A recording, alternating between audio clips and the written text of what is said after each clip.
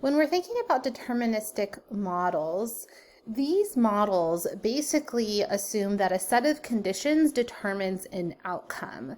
So an exposure is then going to be followed by an outcome of interest.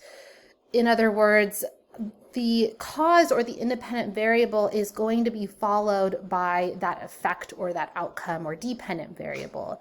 So your textbook gives you this example from physics. You might remember this equation, I equals V over R. I is the flow of current, V is the flow of voltage, and R is the resistance of the conductor. If V is doubled, then I is doubled. And so under this model of deterministic causality, a cause is followed by an effect.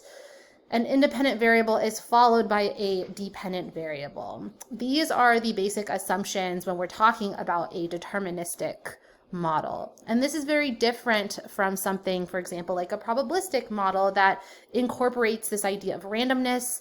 Randomness is not incorporated into the deterministic models. It is just looking at a set of conditions and assuming that that set of conditions determines an outcome.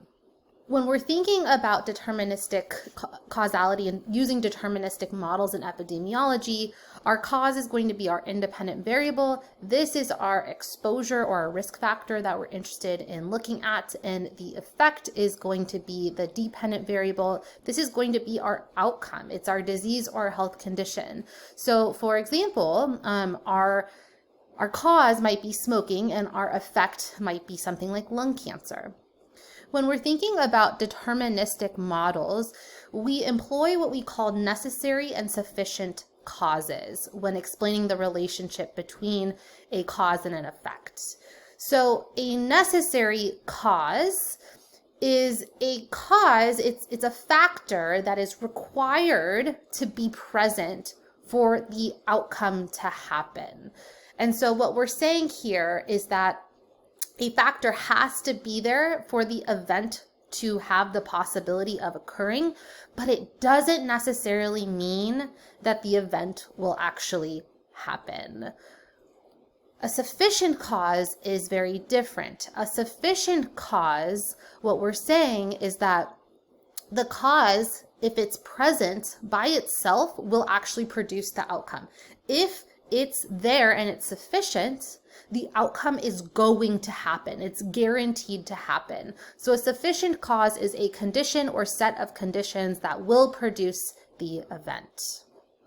The way I like to think about these necessary versus sufficient cause and tell them apart and assess a scenario and determine whether a factor is necessary or sufficient, I use these questions here on this slide that I've come up with.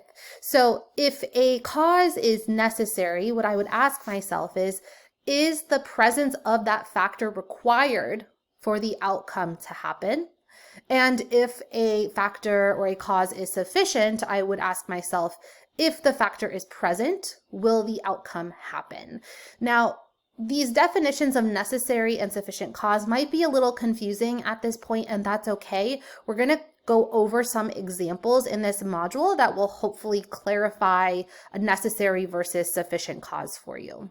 When we're thinking about necessary and sufficient cause, under this deterministic causality, these models, you can have relationships between a cause and an effect that are, you can have a cause that is necessary and sufficient. It could be sufficient but not necessary but not sufficient, or it could be neither. It could be neither necessary nor sufficient. So we get combinations of these different necessary versus sufficient relationships.